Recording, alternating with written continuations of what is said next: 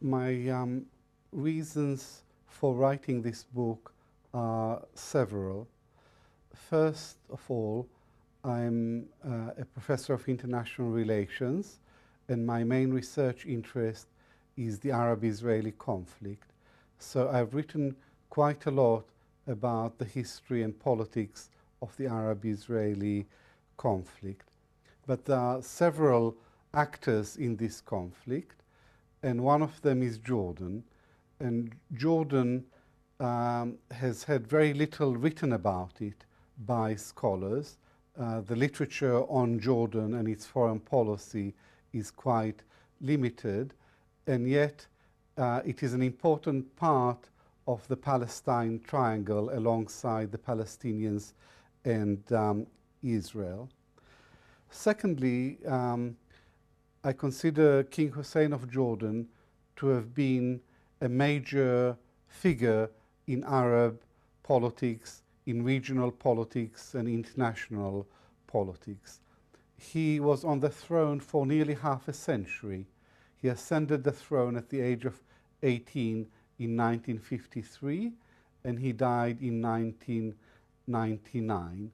So he was king for 4 years and a major actor in the regional politics.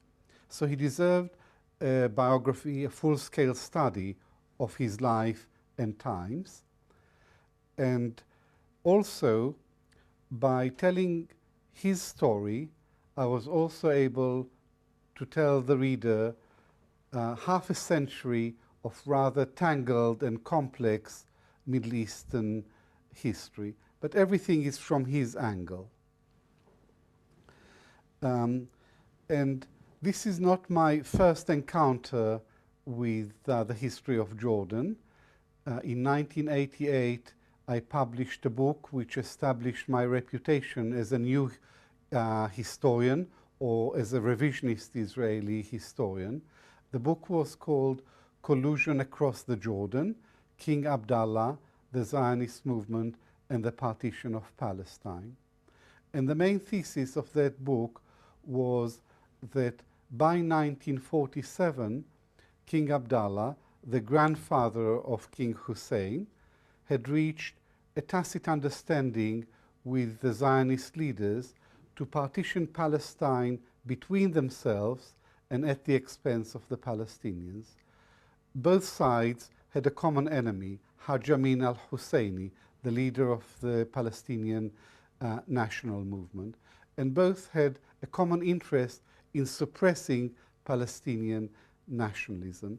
And that was the basis of cooperation between the two sides of the River Jordan. And the main victors in the 1948 were Israel and Jordan, which captured and later annexed the West Bank to the Hashemite Kingdom of Jordan. The main losers in 1948 were the Palestinians. So the Arab-Israeli conflict isn't a straightforward bipolar conflict. It's a triangular conflict involving Jordan, Israel, and the Palestinians. And my sympathies are with the Palestinians because they are the underdogs, they are the victims of this conflict, they are the ones who became refugees in 1948, and the name Palestine was wiped off the map. But this book isn't about the loss of Palestine, and it isn't about the Palestinians or Palestinian nationalism. It's about one man, Hussein bin Talal. And I had I knew him personally. I had several meetings with him.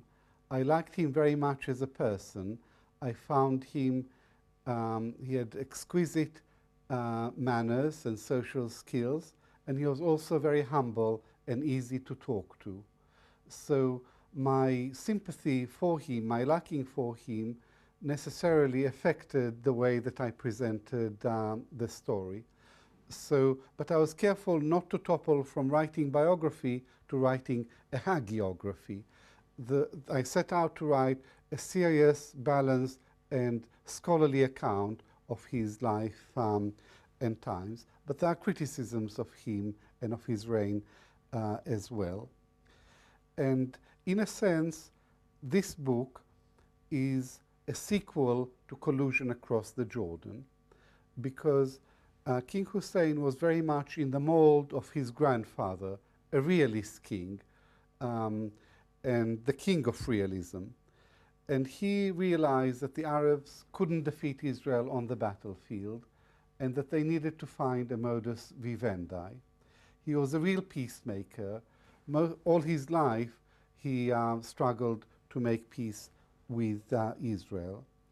And I was lucky enough, historians need luck as well as sources, and I was very lucky that he agreed to give me an interview in Ascot in 1996, 2 years before he died, on his secret contacts with Israeli leaders over the years. And he was very welcoming, and then we recorded the interview for 2 hours, and it was the first time that he spoke frankly and on the record about all his secret meetings with Israeli leaders from 1963 until the signing of the Jordanian-Israeli peace treaty in 1994. And so this interview, the transcript was 36 pages, was a major source for the biography. The king was a very, very courteous man, and he used to call everybody sir, even journalists or ordinary academics like myself. And in the interview, he kept saying to me, sir, and if I may point out, sir. And I told the secretary to cut out all the sirs, so the transcript was a bit shorter than it would have been otherwise. And I got good vibes when I talked to him. He seemed very honest and frank, and in fact keen to give his side of the story. And a friend of mine later told me that several people had approached King Hussein and offered to write his biography, and he turned them all down. But he told this friend, I'm very happy that Avi Shleim is going to write a book about me, because he's a Jew, he's an Israeli, he knows the history of my family, and he's a professor at Oxford. I'm not sure that this was the actual order of my putative qualifications to be a royal biographer, but in any case, the king was happy that I was writing his biography. He trusted me. He thought that I would write honestly and fairly about him, and he gave me a lot of help. And after he died, all his aides and advisors and family also obliged by giving me interviews. So I had good sources for this book. There is no National Archive in Jordan where you can consult the official papers, and that's a shame, because in the West, in Britain and in America, there is a National Archive, and you consult documents under the 30-year rule. Israel copied the British system of opening up its records for research after 30 years, so I made very full use of the Israeli as well as British and American archives. But to make up for the shortage of written records, I conducted a large number of interviews from His Majesty down to quite middle-level officials and politicians. All in all, I conducted 80 interviews with Jordanian officials, and in addition, there were interviews with Israeli policymakers, Israelis who met with the king, and British and American ambassadors, and so on. So I had rich resources for this biography. Now let me turn to the content of this book. This is a political biography of King Hussein. It's the life of King Hussein in war and peace, and it proceeds chronologically. It begins with a long chapter on the Hashemite legacy. And here I tell the history of the family, going all the way back to his great-grandfather, Hussein the Sharif of Mecca, and the leader of the Arab revolt in the First World War, and then a history of the reign of his grandfather, Abdallah, until his assassination in Al-Aqsa Mosque in July 1951. And this is quite an important episode because King Hussein was 15 years at the time, and he accompanied his grandfather, and his grandfather was assassinated right in front of him. And it was a formative influence on him. His father, Talal, succeeded Abdallah, but he was mentally unstable, so after a year or so, he abdicated in favor of King Hussein. The king was still very young, and he went through a speeded up course at Sandhurst, and he graduated as an officer, and then he went back, and in 1953 he ascended the throne at the age of 18. And the middle part of the book covers chapter by chapter the making of the king, the early years of his reign, his private life, his marriages, the children, the divorce from his first and second wives, and also it tells the story of his struggle against radical Arab nationalism led by Gamal Abdel Nasser, because the Hashemites were never trusted by the Arab nationalists or by the Palestinians.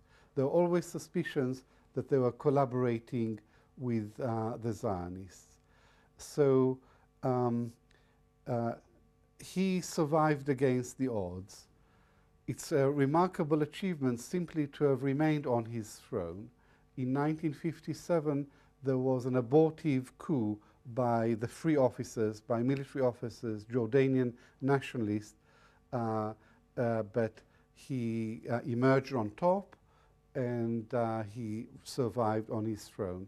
Then in 1958, there was a crisis throughout the Middle East. There was the military coup in Iraq, which overthrew the monarchy.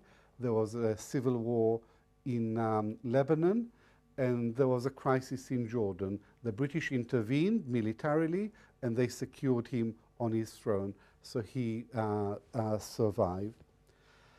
So it was quite an eventful reign, and dealing with a lot of challenges, mostly Arab challenges and Palestinian challenges to his rule. And the most interesting part of the book is about his secret relations with the Israeli leaders. That is quite new, and it's largely based on Israeli reports about the secret meetings, detailed written reports, as well as interviews with the king and other participants in the secret talks. The first question I asked, one of the questions I asked King Hussein in my interview with him was, what did you think of Israel when you ascended the throne? And he said to me, to tell you the truth, I didn't know very much. I knew that my grandfather had talks with them and tried to find a way out, but he didn't succeed. But I didn't have any records. On the other hand, the Israelis were launching military raids against Jordan, and I couldn't understand why they were doing this. This was very difficult for us, these Israeli attacks, and it was very destabilizing. And why not find a peaceful way out, resolve the problems peacefully. And then I asked him about his secret meetings with Israeli leaders, which began in September 1963. And he revealed to me that the initiative didn't come from the Israelis, as I had assumed, but he took the initiative to contact the Israelis and to hold meetings with them in London. And I asked him, why did he do this? You know, wasn't it risky for an Arab leader to meet secretly with Israeli officials? And he said the following, roughly the following. He said, the Jews were in our midst. We didn't want them here.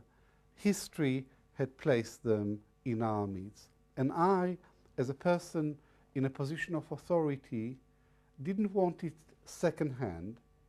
I wouldn't have been able to forgive myself if I didn't make a serious attempt to meet with them, with the Israelis, to meet with them face to face, to see what they were about, to see what the problem was, and to see whether we could find a peaceful resolution to this dispute. And that's how it began. And he said, as it happened, he had a physician, personal physician, Dr. Emanuel Herbert in London. He was a Russian Jew by origin and an ardent Zionist who believed in peace. And he offered the possibility of a meeting. And the first meeting between King Hussein and Dr. Herzog, a senior Israeli diplomat, took place in the clinic of Dr. Herbert in London. And then the meetings continued regularly, and they took place in his house in St. John's Wood. And as an appendix to the book, I have 2 pages in which I list all the secret meetings between King Hussein and Israeli officials. I give the date, the place of the meeting, and the participants. They began in London, then some meetings took place in Wadi Araba in an air-conditioned caravan where there would be meals and there would be leisurely discussions, particularly between King Hussein and Yitzhak Rabin. The meetings would begin with a survey by both sides of the scene, and both the king and Rabin spoke very slowly, so this took a very long time.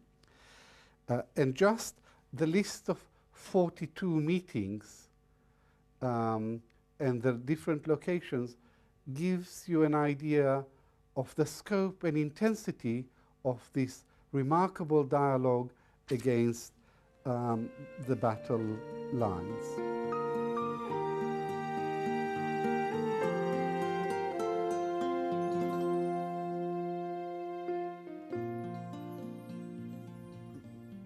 The rest of the book covers